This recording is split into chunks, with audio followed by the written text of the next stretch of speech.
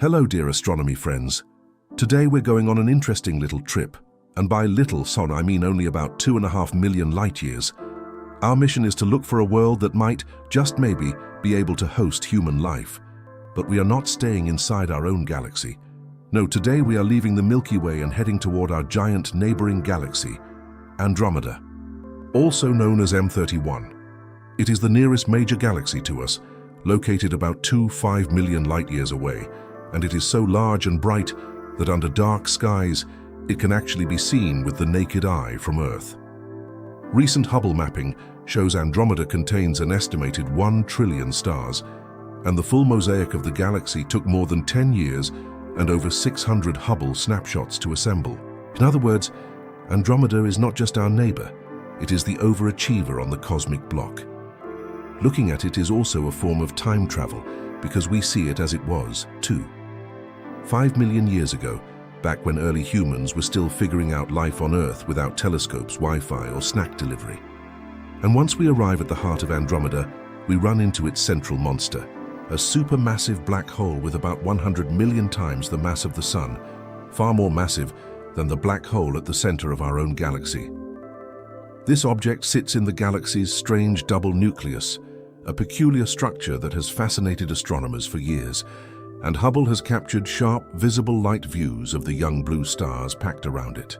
X-ray observations from Chandra also reveal energetic radiation around this black hole, showing that even if it is not acting like a fully raging cosmic beast, it is definitely not asleep on the job.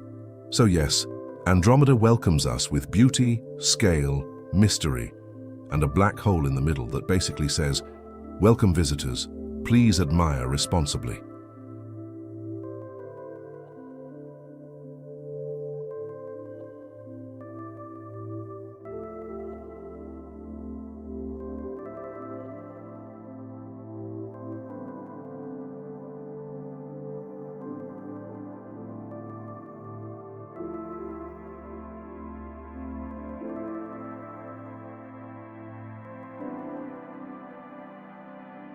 But now we leave the chaos of Andromeda's core behind and shift our attention to something far more hopeful: the long search for worlds that might, one day, support life. This is where the mission becomes less about surviving black holes and more about asking the oldest question in astronomy. Somewhere out there in this enormous neighboring galaxy, could there be another place even remotely like home? We have to be honest from the start. No planet in Andromeda has yet been confirmed in NASA's public exoplanet catalog. The confirmed exoplanets NASA tracks, now numbering more than 6,000, are overwhelmingly in our own Milky Way. But the science of habitability still gives us a map, and with that map in mind, our imagination begins to work like a telescope with a little extra courage. As our instruments sweep across Andromeda's vast spiral arms, we begin to picture the kinds of worlds that could matter most in a search like this. Some would likely be rocky planets, with surfaces, continents, weather, and oceans, the kinds of worlds that make scientists lean forward in their chairs and forget their coffee is getting cold. Others might be slightly larger than Earth, wrapped in thicker atmospheres, their skies glowing under suns dimmer or redder than ours.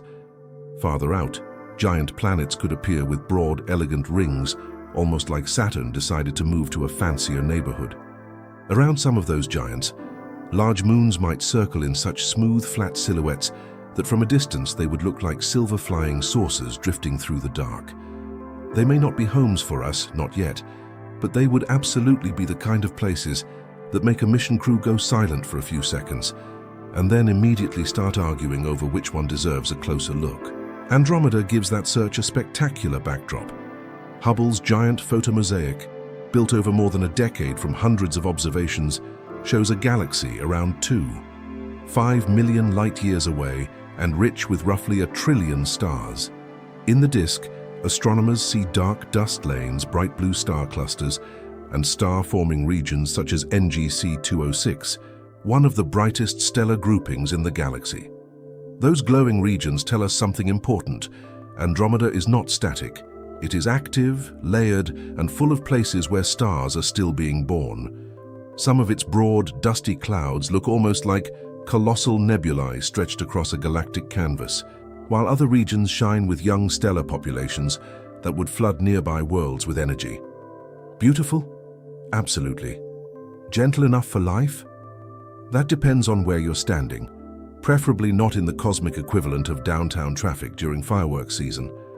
As the search continues, we also pass ancient globular clusters like G1, dense stellar swarms drifting through Andromeda like glittering archives of deep time. They are magnificent, but probably too crowded to be ideal neighborhoods for stable planetary systems. Then, in more extreme regions, astronomy reminds us that the universe likes drama. Hubble observed a compact disk of young blue stars whipping around Andromeda's black hole at astonishing speeds, with the fastest completing an orbit in about a century. Even when we are no longer focused on the core itself, sights like that shape how we think about habitability. Life needs time, rhythm, and stability, not a front-row seat to gravitational madness. The cosmos is gorgeous, yes, but it also has a talent for building scenery that looks amazing from afar and absolutely terrible in a real estate brochure. So what would a truly life-friendly world need, whether in Andromeda or anywhere else? First, the classic requirement: it should orbit in the habitable zone, the region around a star where temperatures may allow liquid water to exist on the surface. It helps if the planet is rocky, with enough gravity to hold an atmosphere, but not so much that everything becomes crushing and hostile. A stable atmosphere matters because it can regulate temperature and protect the surface. A magnetic field would be a major advantage, helping shield the planet from stellar wind and damaging radiation. The star itself matters too violent, too unstable, or too short-lived, and life may never get the long, quiet stretch it needs. In the end, a habitable world needs a rare combination of chemistry, temperature, timing, and luck, which sounds suspiciously like trying to bake a perfect cake in the middle of a hurricane. That is why our search through Andromeda becomes so fascinating. We are not simply hunting for a second Earth with a dramatic soundtrack. We are learning to recognize the signs of possibility: a calmer orbit, a quieter star, a safer distance from violent clusters, a world with water potential, atmospheric protection, and enough cosmic peace to let biology do its slow and patient work. Some of the planets we imagine here look like Earth's distant cousins. Others resemble ringed giants, majestic and untouchable. Some moons seem so perfectly shaped that they resemble engineered machines rather than natural worlds. And all around them rise dusty, nebula-like clouds, blue stellar nurseries, ancient clusters, and the distant reminder that somewhere in this galaxy stars are still racing around black holes.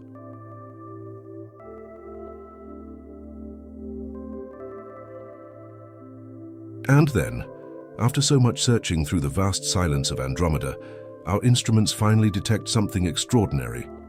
Far from the most chaotic regions of the galaxy, in a calmer, stellar neighborhood, we find a world that seems remarkably similar to Earth, not identical, because the universe clearly dislikes making exact copies, but similar enough to make this moment feel historic. From orbit, the planet looks breathtaking. Its surface is marked by long mountain ranges, deep valleys, and large reservoirs of water that suggest the presence of rivers, lakes, and massive underground aquifers.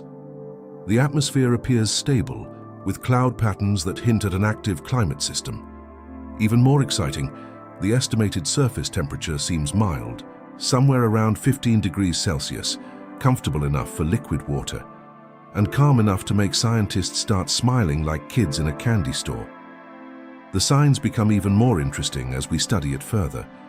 There are wide oceans, humid regions, and vast green-toned areas that raise a fascinating possibility. Perhaps some kind of simple botanical life could exist there.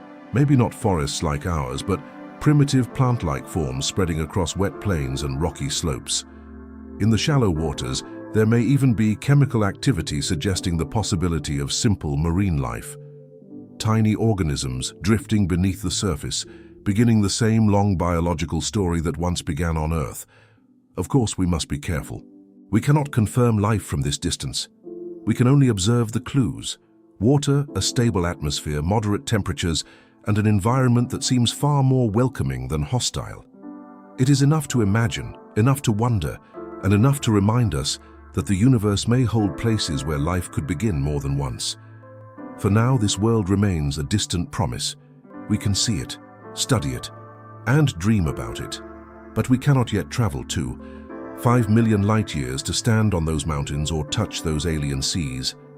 Maybe one day humanity will cross distances that now seem impossible. And when that day comes, perhaps this planet will no longer be just a signal on a screen, but a real destination. And if you enjoyed this journey through Andromeda, subscribe to the channel. Leave your like and tell me in the comments what you thought about this possible new world. Also share what kind of astronomy videos you'd like to see next, because the universe is far too fascinating to explore alone.